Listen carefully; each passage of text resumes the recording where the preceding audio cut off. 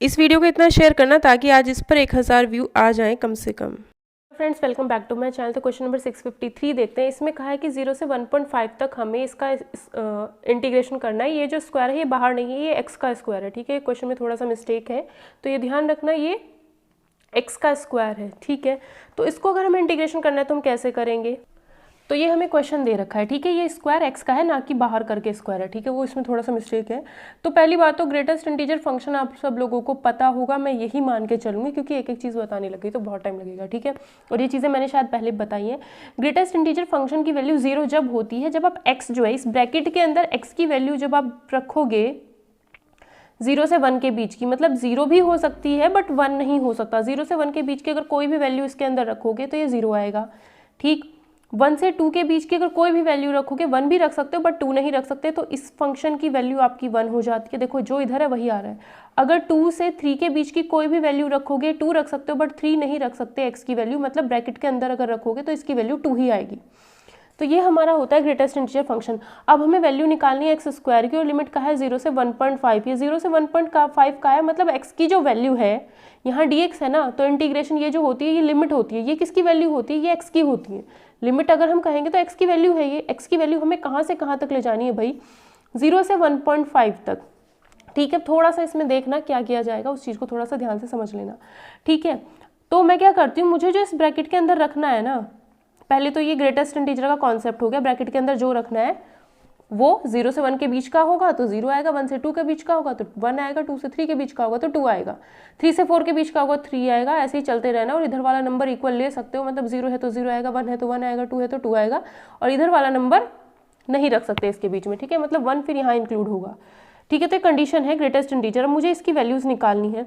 अगर मैं x square की वैल्यू, मुझे क्या देखना है भाई, ये जो इसके अंदर रखा जाएगा ना वो 0 से 1 के बीच का होना चाहिए। मतलब अगर एक्स स्क्वायर 0 से 1 के बीच का है तो एक्स भी मेरा 0 से 1 के बीच का ही होगा, इसका रूट कर दो, ये आएगा।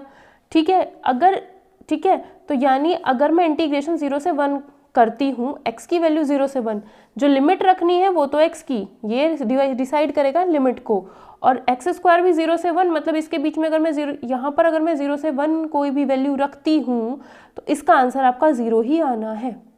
तो यानी 0 का इंटीग्रेशन पहला तो हो गया ये, क्योंकि 0 से 1.5 तक डायरेक्ट नहीं कर सकते तो हमें देखना पड़ेगा 0 से 1.5 तक जाना तो है, लेकिन 0 से 1.5 तक जाने के लिए हमें कहाँ कहाँ बीच बीच में स्टॉप होना पड़ेगा, कहाँ कहाँ रुकना पड़ेगा, कहाँ कहाँ ब्रेक लगाने पड़ेंगे गाड़ी में 0 से 1.5 तक जाने में। अब हम क्या करते हैं, अब ये जो ब्रैकेट के अंदर रखा था वो 0 से 1 लिख लिया। अब जो ब्रैकेट के अंदर रखना है, अब इसे 1 से 2 रख लो। अब इसको 1 से 2 तो x की वैल्यू आएगी 1 से √2। √2 मतलब 1.414, जो कि 1.5 से कम है। ठीक है, तो 1.5 से कम ही तो रख सकते हैं, ज़्यादा थोड़ी ना रखेंगे, 1.5 से आगे नहीं जाना। ठीक है, तो यानी x की वैल्यू आपकी 1 से √2 तक जाएगी, और इसकी वैल्यू क्या आएगी, जब एक्स स्क्वायर जो यानी इसके अंदर जो रखना है, ब्रैकेट के अंदर जो रखना है वो 1 से 2 के बीच का होगा तो आंसर 1 आएगा। ब्रैकेट के अंदर जो रखोगे अगर वो 1 से 2 होगा तो आंसर 1 आएगा, तो यानी इसकी वैल्यू क्या आएगी, आंसर 1 आएगा, है ना। तो यानी 1 का इंटीग्रेशन। अब 1.4 से हम कहाँ जाएंगे भाई, 1.5 तक भी जाना है ना। तो अब हमने क्या किया, जो ब्रैकेट के अंदर चीज़ जो हमें रखनी है वो अब हम 2 से 3 तक रखते हैं। 3 तक तो जाना ही नहीं भाई, 3 से तो पहले ही रुक जाना है। अगर ये 2 से 3 के बीच की होगी तो x की वैल्यू हमारी √2 से √3 तक, ये होता है 1.732। 1.732 नहीं जाना है, हमें सिर्फ 1.5 तक जाना है, तो बस इतना मान लो यहाँ पर। तो अब x की जो वैल्यू है, यानी अब जो इंटीग्रेशन √2 से हमें √2 से हम 1.5 तक जाएंगे, क्योंकि √2 से 1.5 के बीच में कहीं ब्रेक नहीं आया। ठीक है, √2 से 1.5 तक ही जाना है। ठीक है, 1.7 तक जा सकते थे, यानी √3 तक जा सकते थे, लेकिन हमें वहाँ तक जाना ही नहीं है, तो 1.5 तक जाओ, सीधा सीधा चलना है, रुकना ही नहीं कहीं बीच में। ठीक है, तो एक्स स्क्वायर की वैल्यू अगर हम यहाँ रखेंगे, एक्स स्क्वायर की वैल्यू यहाँ रखेंगे इसके बीच में, तो क्या हो जाएगा, मतलब ये जो एक्स स्क्वायर है वो 2 से 3 के बीच में, तो इसकी वैल्यू क्या होगी, जब हम इसके अंदर 2 से 3 की रखेंगे, 2 भी आ सकता है और 2 से 3 के बीच की कोई भी वैल्यू आ सकती है, तो इसकी वैल्यू हमारी 2 हो जाएगी। बस 1.5 से आगे जाना ही नहीं, ये हमें इंटीग्रेशन करके सॉल्व करना होगा। 0 को तो 0 हो जाएगा, 1 का इंटीग्रेशन x हो जाएगा, 1 से √2 लिमिट जाएगी, प्लस 2 का इंटीग्रेशन 2x हो जाएगा, √2 से 1.5 लिमिट जाएगी, तो ये हो जाएगा √2 - 1 प्लस 1 2 इंटू 1.5 माइनस 2 इंटू √2, या फिर ये √2 - 1 प्लस ये कितना आएगा 3 माइनस 2 √2, तो सॉल्व करके माइनस √2 प्लस 2 यानी 2 माइनस √2 इसका करेक्ट आंसर हो जाएगा। अगर कोई भी KVS TGT PGT का बैच ज्वाइन करना चाहता है तो बैच ज्वाइन कर सकता है, रिकॉर्डेड वीडियोस आपको अवेलेबल हो जाएंगी। ठीक है, नेक्स्ट क्वेश्चन देखते हैं। क्वेश्चन देखते हैं, इसमें कहा है कि 0 से π/2 में cos x upon 1 plus sine x का हमें इंटीग्रेशन करना है, तो इसको हम कैसे करेंगे। तो आप देख सकते हो यहाँ पर सबसे पहला क्या है भाई, जब भी एक प्रॉपर्टी होती है 0 से a f(x) अगर है तो इसको आप लिख सकते हो integration 0 to a f(a minus x), वही हम यहाँ यूज़ करेंगे। 0 टू π/2 है तो इसमें हम अप्लाई कर सकते हैं, x की जगह पे π/2 माइनस x रख दिया, तो ये किया, यहाँ भी x की जगह पे π/2 माइनस x रख दिया। ठीक है, इसका कुछ नहीं करना है, बस 0 टू a जब भी होता है तो f(x) की जगह x मतलब x की जगह पे a माइनस x आप पुट कर सकते हो। ठीक है, तो यहाँ 0 होना चाहिए, यहाँ कुछ और होना चाहिए, तो cos 90 minus x sine x होता है, sine 90 minus x cos x होता है। ठीक है, तो इसको हमने i मान रखा था, ये भी i ये भी i चल रहा है। अब हम क्या करेंगे, अब आप देख सकते हो कि हमारा जो आंसर आया है वो क्या आया है, ये आया है आंसर, बल्कि इसे आगे भी सॉल्व करना था, बट क्वेश्चन में जो ऑप्शंस दिए हैं वो ऐसे ही दे रखे हैं, sine upon 1 plus cos x, तो आप देख सकते हो sine upon 1 plus cos x ये वाला ऑप्शन है। तो बस इसमें हमें सॉल्व नहीं करना था, सिर्फ चेक करना था। ठीक है, सिर्फ हमें प्रॉपर्टी अप्लाई करनी थी और कुछ नहीं, तो सी ऑप्शन इसका आंसर हो जाएगा। ये वाला अगर आप क्वेश्चन देखते हो, ये इस बारी एनवीएस टीजीटी के पेपर में आया है और सिलेबस में कहीं भी इंक्लूड नहीं था कि ये टॉपिक एग्जाम में आएगा। इंटीग्रेशन था, बट ये जो है बीएससी लेवल का इंटीग्रेशन है और वो चीज़ उसमें नहीं लिखी हुई थी। ये बीटा गामा का क्वेश्चन है बीएससी लेवल का, वो चीज़ सिलेबस में मेंशन नहीं थी और ये क्वेश्चन एनवीएस टीजीटी में एज इट इज़ आया है। ठीक है, अब देखते हैं इसको हम कैसे करेंगे। तो ये क्वेश्चन हम कैसे करते हैं, देखो इस क्वेश्चन को हम लोग कैसे करेंगे। सबसे पहला इसमें काम क्या होता है, a² x² को t मान लो, माइनस को नहीं करना, माइनस एज इट इज़ ही रहना है। a² माइनस a² x² को हमने t मान लिया, फिर इसका डिफ्रेंशिएशन कर देंगे विद रिस्पेक्ट टू t। ठीक है, तो ये होगा a² as it is x² का 2x dx और t का dt हो गया। dx की वैल्यू निकाल लो यहाँ से, dt upon a² 2 into x, ये आ गया। x की वैल्यू यहाँ से निकालो, x की वैल्यू यहाँ से अगर निकालोगे तो कितना आएगा, x की वैल्यू निकालो यहाँ से, कितना आएगा भाई, t upon a² under root, यानी √t अपॉन a, तो x की जगह पे मैंने √t अपॉन a रख दिया, √t ये हो गया, अपॉन का a यहाँ चल गया, a से कैंसिल हो गया, तो dt upon 2a √t, dx की वैल्यू ये आ गई। ठीक है, अब जो dx की वैल्यू आई है वो मैं कहाँ रख दूंगी, क्वेश्चन में रख दूंगी। यहाँ पे रख दिया मैंने dx की value dt upon 2a √t। ठीक है, dx की वैल्यू रख दिया और a² x² को t माना था, t रख दिया e⁻−t। अब लिमिट भी चेंज कर लो, ये जो लिमिट थी हमारी x की लिमिट थी, इसकी हेल्प से अगर x की जगह 0 रखोगे तो लोअर लिमिट 0 आएगी, इन्फिनिटी रखोगे यहाँ तो t की भी वैल्यू इन्फिनिटी ही आएगी, तो 0 टू इन्फिनिटी ही लिमिट जाएगी। अब इस क्वेश्चन में क्या होगा देखो आगे, 1/2a तो कांस्टेंट है, बाहर लिख लिया, 0 टू इन्फिनिटी e⁻−t, ये जो √t था उसको ऊपर लेके चले गए, t⁻−2 dt। अब इस -2 में +1 कर दो, -1 कर दो, इसमें +1 -1 कर दो, जो +1 किया वो इसके साथ लिखो, ये सॉल्व होकर के 1/2 आ जाएगा, ये -1। ठीक है, तो ये 1/2 -1, इसी फॉर्म में हमें इस क्वेश्चन को कन्वर्ट करना था, e⁻−t होना चाहिए, t⁻n-1 होना चाहिए। फॉर्मूला कुछ इस तरीके से है, 0 टू इन्फिनिटी e⁻λt t⁻n-1, तो यहाँ पर मैंने n-1 है ना यहाँ पर, तो यहाँ पर मैंने -1/2 था, +1 -1 किया, +1 सॉल्व कर लिया, -1 अलग किया, तो n-1 बना लिया इसको, तो n की वैल्यू तो 1/2 हो गई। ठीक है, तो इसका इंटीग्रेशन हो जाता है गामा n अपॉन लैम्डा की पावर n, जो n है उसका गामा और लैम्डा जो t का कोफिशिएंट है उसकी पावर n। अब यहाँ देख सकते हो कि जो t का देखो गामा n यानी ये वैल्यू गामा के अंदर, ये गामा है उसके अंदर 1/2 और t का जो कोफिशिएंट है वो 1 है यहाँ पर, तो t का कोफिशिएंट यहाँ लैम्डा है, यानी 1 की पावर 1/2, 1 की पावर 1/2। ठीक है, आप सीधा याद कर सकते हो कि t का कोफिशिएंट अगर 1 होता है तो आंसर बस गामा n होता है, गामा एन का मतलब गामा 1/2 आया है, गामा 1/2 रूट पाई होता है, रूट पाई अपॉन 2a इसका सही आंसर है। एनवीएस टीजीटी में ये क्वेश्चन एग्जाम में पूछा गया है इसी बारी। बस में ये वाला बीएससी का इंटीग्रेशन टॉपिक मेंशन नहीं था, ठीक है, नॉर्मल मेंशन था जो आपका 11th-12th का है, बट बीएससी वाला मेंशन नहीं था। आंसर हमारा बी ऑप्शन हो जाएगा। क्वेश्चन -π/2 से +π/2, इसको करने से पहले एक चीज़ जान लो, जब भी आपको ये दिया जाए -a2 + a limit f(x) dx, अगर ऐसा हमें कहीं भी कहता है तो इसमें हमें फंक्शन को चेक करना पड़ता है। सबसे पहला काम यही है कि फंक्शन ऑड होगा या इवन। -a2 + a है तो ऑड इवन कैसे चेक करो कि ये जो f(x) है ऑड है या इवन है। क्या करना है, -a2 + a अगर जा रहा है तो f(x) की जगह पे -x रखो, x की जगह पे -x रखकर अगर आपको f(x) मिलता है तो फंक्शन इवन है, और अगर फंक्शन इवन है तो इसका जो इंटीग्रेशन होता है वो 2a integration 0 to a f(x) dx हो जाता है, ठीक है। अब -x रखने पर अगर फंक्शन -f(x) आ जाता है, माइनस बाहर आ जाए और फंक्शन मिल जाए जो यहाँ था, तो फंक्शन ऑड हो जाता है और फिर इसका इंटीग्रेशन डायरेक्ट 0 हो जाता है।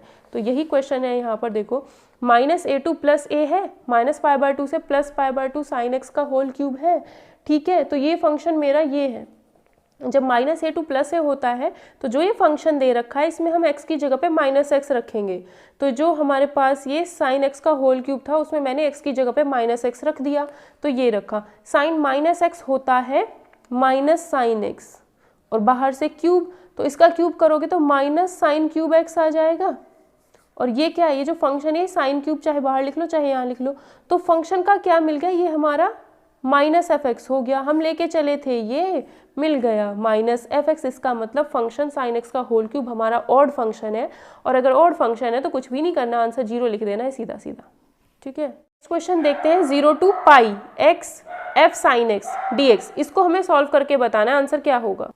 अब देखो 0 to πx f sin x dx, 0 to π i इसको मान लिया, तो जब भी 0 to a दिखता है तो हम क्या अप्लाई कर देते हैं, x की जगह पे a - x, चाहे 0 to 90 हो, 0 to π/4 हो, 0 to π हो, जब भी 0 to a दिखता है, ज़्यादातर अगर हमें लगे क्वेश्चन उस तरीके से हो सकता है, प्रैक्टिस करने से ही पता चलता है। ये एनसीईआरटी वगैरह के क्वेश्चंस हैं, मतलब पैटर्न वही है, प्रॉपर्टी एनसीईआरटी में मिल जाएंगी क्लास 12 के इंटीग्रेशन चैप्टर में।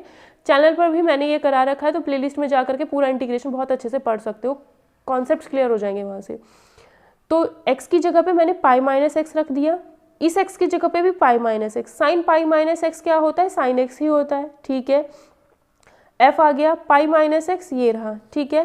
π × f sin x, चाहे तो ऐसा कर लो, फर्स्ट इक्वेशन और सेकंड इक्वेशन दोनों को ऐड कर दो, जैसे ही ऐड करोगे i + i 2i हो गया, 0 to π 0 to π x f sin x, और π × f sin x minus x × f sin x add करोगे, इसको और इसको जब आप ऐड करके सॉल्व करोगे ना, तो क्या हो जाएगा, x × f sin x plus π × f sin x minus x × f sin x, तो ये वाली चीज़ इससे कैंसिल हो जाएगी, π × f sin x बचेगा, इतना बचेगा हमारे पास।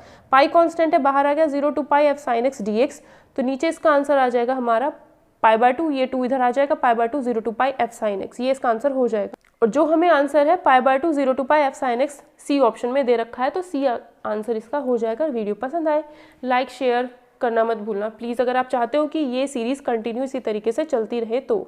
क्वेश्चन देखते हैं 0 to 1 0 to 1 x² + y² dx dy, ये हमें इंटीग्रेट करना है, तो इस क्वेश्चन को हम किस तरीके से करेंगे, ईजी ही क्वेश्चन है। तो देखो 0 to 1 0 to 1 x² + y² dx dy, इस क्योंकि 0 to 1 0 to 1 दोनों ही जगह पर कांस्टेंट लिमिट्स हैं, यहाँ भी 0 to 1 यहाँ भी 0 to 1, दोनों जगह नंबर्स हैं, x y तो नहीं है, तो पहले वाले को x की मान लो, दूसरे वाले को y की लिमिट मान लो। तो अगर y के रिस्पेक्ट में इंटीग्रेशन करना है तो x as a constant treat होगा, इस वाले को बाद में सॉल्व करेंगे, इस वाले को पहले सॉल्व करते हैं। तो y के रिस्पेक्ट में इसको इंटीग्रेट करेंगे तो x² as a constant treat होगा, तो x² तो कांस्टेंट हो गया, y के रिस्पेक्ट में इसके साथ कौन है 1 1 का इंटीग्रेशन y, प्लस y² का y के रिस्पेक्ट में y³ 0 to 1 लिमिट अप्लाई कर दी, यहाँ dx लिख लो, क्योंकि ये x की लिमिट चल रही है, x के रिस्पेक्ट में करना बचा हुआ है अभी, ठीक है। अब y की जगह पे हम ये जो लिमिट है 0 to 1 जो था वो y का है, तो y की जगह पे यहाँ 1 रखा, यहाँ 1 रखा, तो x² + 1/3 आ जाएगा, 0 रखोगे तो 0 0 आएगा, वो मैंने नहीं लिखा। अब x के रिस्पेक्ट में इसका x³ 3, इसका x/3 आ जाएगा, 0 to 1 लिमिट अप्लाई करोगे, सॉल्व कर सकते हो, 2/3 इसका आंसर आ जाएगा। इसका आंसर डी ऑप्शन होगा हमारा 2/3। भी ईजी है, -1 to 1 x cube upon 1 plus x square d x दे रखा है। तो इसमें क्या करना है, वही -a to a अगर जा रहा है तो ये जो फंक्शन है इसमें x की जगह पर -x रख करके देखेंगे। तो -x अगर रखते हैं तो ये तो चेंज नहीं होगा, ये तो 1 प्लस एक्स स्क्वायर ही रहेगा, लेकिन यहाँ पर आ जाएगा -x क्यूब। तो इसका मतलब ये भी क्या हो जाएगा, हमारा ऑड फंक्शन, ऑड है तो 0 हो जाएगा। नहीं समझ में आया तो ये देख लो, ये था -a to a जा रहा है, तो ये जो फंक्शन है f(x) मैंने इसको मान लिया, x की जगह पे -x रखना है, f -x की वैल्यू निकालते हैं तो ये -x क्यूब आ जाएगा, नीचे वाला एज इट इज रहेगा, मतलब ये हो गया मेरा -fx। अगर ये चीज़ इसके बराबर आ जाती है तो इसका इंटीग्रेशन डायरेक्ट हम 0 रखते हैं, -a to a होना चाहिए यहाँ पर। आंसर क्या हो जाएगा, 0। तो सी ऑप्शन इसका आंसर हो जाएगा। वाला क्वेश्चन आपको नेक्स्ट वीडियो में मिल जाएगा, क्योंकि इसको मुझे प्रॉपर सॉल्व करके रखना पड़ेगा अभी, ठीक है। कुछ क्वेश्चंस मैंने सॉल्व करने के लिए स्किप कर देती हूँ जब मैं सॉल्व करती हूँ ना, तो ये वाला बाद में बताऊंगी, ओके। क्वेश्चन में आपको वही कर्व ट्रेसिंग आनी चाहिए, तभी ये क्वेश्चन का आप ग्राफ बना पाओगे। इसने कहा ratio of area bounded by the curve and that of circle of radius a. यहाँ पर हमें कह रहा है कि रेशो निकालना है, एरिया जो है बाउंडेड बाय दिस कर्व, एक तो इस कर्व से बाउंडेड होना चाहिए, दूसरा circle of radius A. A radius के सर्कल का एरिया क्या होता है, πa²। उसमें तो कोई दिक्कत हमें है नहीं, बट ये जो कर्व दे दिया है उसने, देखो ये जो कर्व दिया है a⁴ y² x⁵ 2a - x, ये कैसे बनाओगे।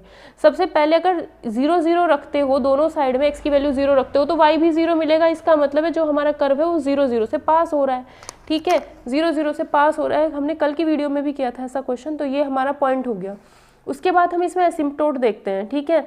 तो देखो अगर आप यहाँ पर इसको 0 रखते हो, अगर y सीधा सीधा कुछ भी मत सोचो, y की वैल्यू 0 रखते हो, ये शॉर्टकट समझ लो बस, बाकी कर्व ऑफ ट्रेसिंग डीपली पढ़ोगे तभी ग्राफ बनाने आएंगे, है ना।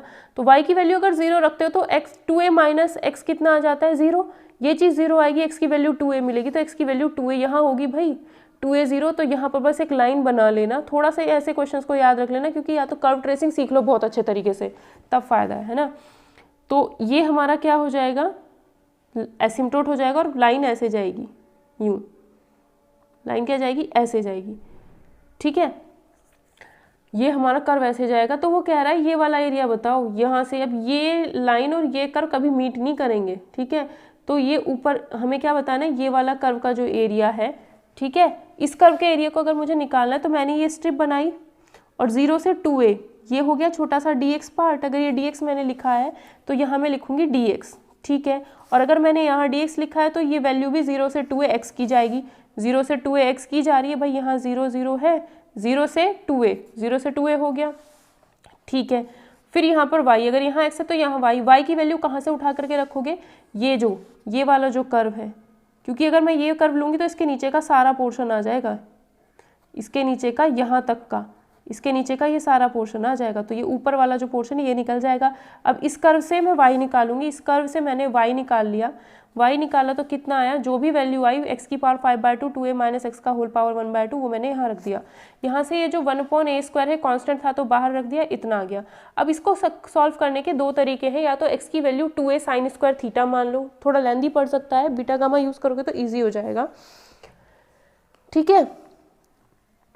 चाहे तो x की वैल्यू 2a sin² थीटा मान लो। अगर 2a sin² थीटा मानते हो तो फिर ट्रिग्नोमेट्री में जाना पड़ेगा, बट अगर मैं इससे नहीं कर रही हूँ, ठीक है, पहले मैं इससे करने वाली थी बट अब इससे नहीं कर रही हूँ, ठीक है। अब मैं क्या करती हूँ, x की वैल्यू 2a t मान लेती हूँ, x की वैल्यू 2a t मान लिया तो dx आ जाएगा मेरा 2a dt, dx क्या आ जाएगा, 2a dt आ गया, ठीक है। तो ये हो जाएगा मेरा, लिमिट चेंज करो, x की वैल्यू 0 रखोगे तो t 0 मिलेगा, यहाँ पर 2a रखोगे तो 1 मिलेगा, 2a रखोगे तो t की वैल्यू 1 मिलेगा, तो 0 to 1 मेरी लिमिट जा रही है, 0 to 1 लिमिट, ठीक है। x की जगह पे मैं क्या रख देती हूँ, 2at, यहाँ x की जगह 2at अगर रखेंगे तो 2a की पावर 5/2 और t की पावर भी 5/2, तो t की पावर 5/2, 2a की पावर 5/2 पहले से लिखा हुआ था, ठीक है। अब 2a माइनस x की जगह पर 2at रख दिया, उसकी पावर 1/2, dx की वैल्यू 2a dt, ठीक है। अब ये 2a और ये 2a सॉल्व कर लो, कितना हो जाएगा, 2a की पावर 7/2 सॉल्व कर लिया, तो ये आ गया हमारा 2a की पावर 7/2, और नीचे हमारा a² चल रहा था वो हमने नीचे रख रखा है, ठीक है, ये लिख दिया साइड में, ठीक है। इंटीग्रेशन चल रहा है 0 से 1, ये आया है t की पावर 5/2, इसमें +1 कर लो -1 कर लो, ठीक है।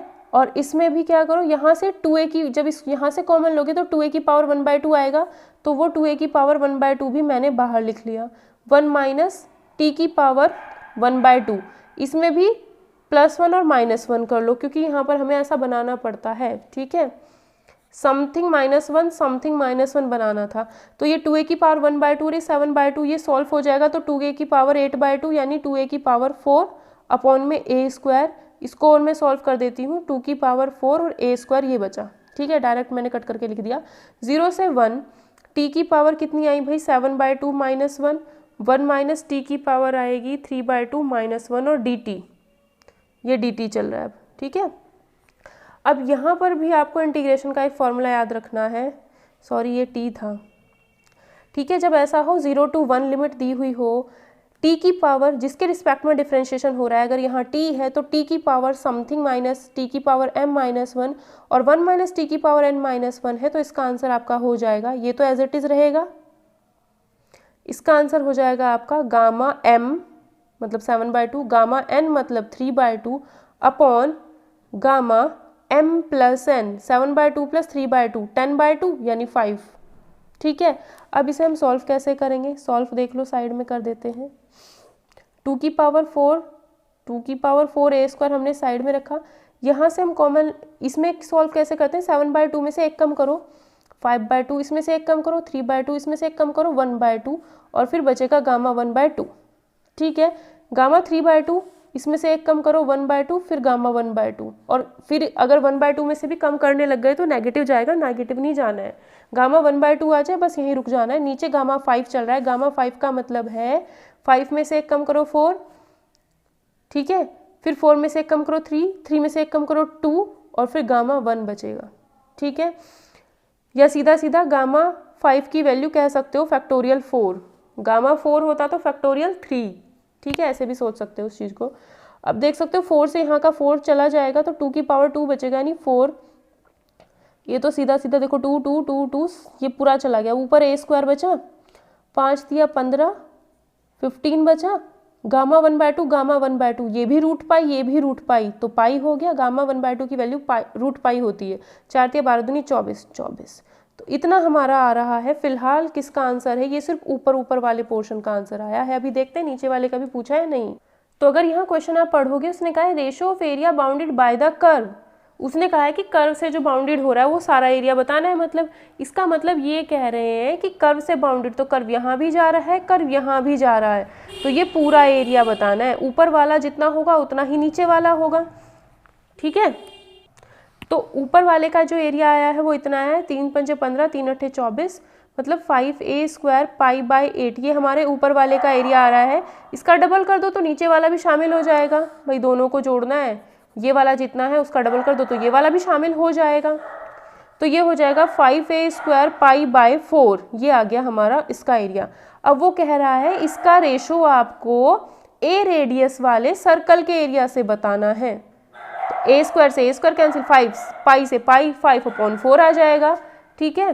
तो 5/4 यानी बी ऑप्शन इसका आंसर हमारा हो जाएगा। बीटा mn वाला फॉर्मूला होता है 0 to इंटीग्रेशन x की पावर n-1/1 प्लस x की whole power m+1 m+n dx, तो इसका भी आंसर आपका क्या होता है, बीटा mn या फिर gamma n upon gamma m+n, ये फॉर्मूला है एक, ठीक है। तो ये इसका आंसर हो जाएगा हमारा 0 to इन्फिनिटी x की पावर n-1 1 प्लस x की पावर m+n dx, तो इसका आंसर होता है gamma n upon gamma m+n, ठीक है। ये वाला क्वेश्चन, इसका आंसर आप मुझे कमेंट सेक्शन में बताओगे। -a to a जाना है, -a to a जाना है, और इस फंक्शन -a to a होता है तो इस फंक्शन को चेक करना है, ये ऑड फंक्शन है या इवन फंक्शन है, अभी कर चुके हैं, तो इसका आंसर आप सब लोग कमेंट सेक्शन में बताओगे।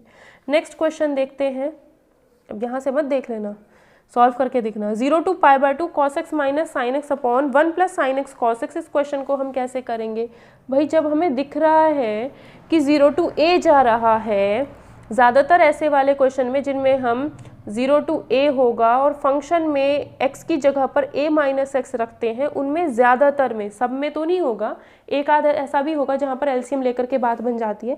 ज़्यादातर क्वेश्चन में जो ये डिनोमिनेटर होता है ना, ये चेंज नहीं होगा, ये इसकी थोड़ी सी पहचान है। लेकिन कोई एक आध क्वेश्चन ऐसा भी मिलेगा जिसमें डिनोमिनेटर चेंज होगा, तो फर्स्ट इक्वेशन सेकेंड इक्वेशन दोनों को ऐड करने के बाद एलसीएम लेने के बाद सॉल्व हो जाता है। ठीक है, इसमें अगर x की जगह पे π/2 minus x, π/2 minus x, π/2 minus x, π/2 minus x रखते हो तो डिनोमिनेटर चेंज ही नहीं होगा, 1 तो 1 ही रहेगा। साइन एक्स को ये लिख दिया, कॉस एक्स को ये लिख दिया, π/2 माइनस एक्स रखा है मतलब सिर्फ x की जगह, ये भी कॉस एक्स हो जाएगा, ये भी साइन एक्स हो जाएगा, तो इसको कॉस एक्स लिख दिया, इसको साइन एक्स लिख दिया, तो डिनोमिनेटर चेंज नहीं हुआ है। ये हो जाएगा साइन एक्स, ये हो जाएगा कॉस एक्स। ठीक है, अब फर्स्ट और सेकंड इक्वेशन को अगर ऐड करते हो तो ये चीज़ तो दोनों में सेम है, डिनोमिनेटर भी सेम है। जब डिनोमिनेटर सेम है तो cos x minus sine x और sine x minus cos x को ऐड करोगे तो 0 हो जाएगा, आंसर 0 आएगा, फिर 0 का इंटीग्रेशन हो जाएगा 0, तो आंसर आएगा हमारा 0, यानी सी ऑप्शन। अगर वीडियो पसंद आई है तो लाइक ज़रूर कर देना और अपने फ्रेंड सर्कल में प्लीज़ शेयर कर दिया करो, प्लीज़ प्लीज़ प्लीज़। देखते हैं, ये उत्तराखंड LT के एग्ज़ाम में भी आया हुआ क्वेश्चन है, या तो ये है या इसके जैसा एक और था।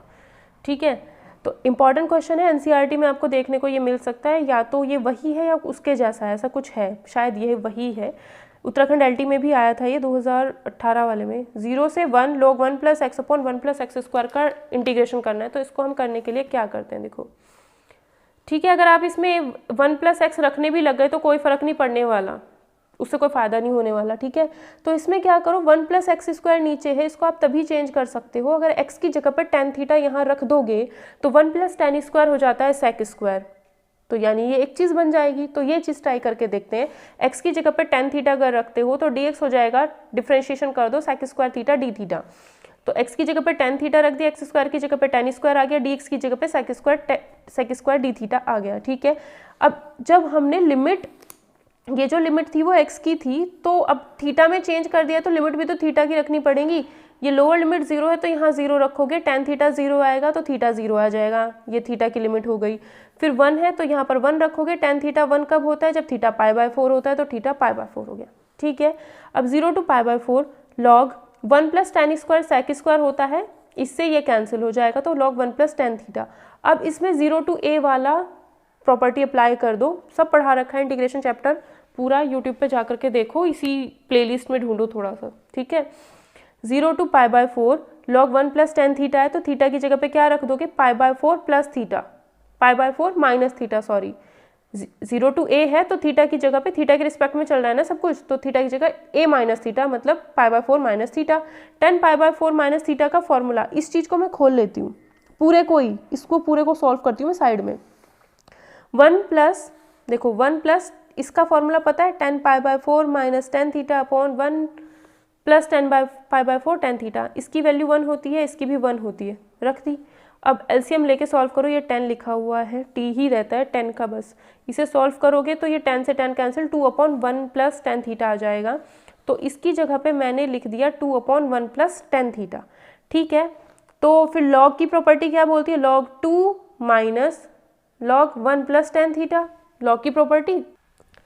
ठीक है, तो 0 to π/4 log 2 D theta minus 0 to π/4 log 1 plus tan theta. ठीक है, अब क्या हुआ, ये तो मेरा क्वेश्चन था जो उसने सॉल्व करने के लिए दिया था, इसको ही मैं i मान के चल रही थी, तो ये भी मेरा i हो गया, i प्लस i 2i हो जाएगा, इसे इधर ले जाएंगे ना।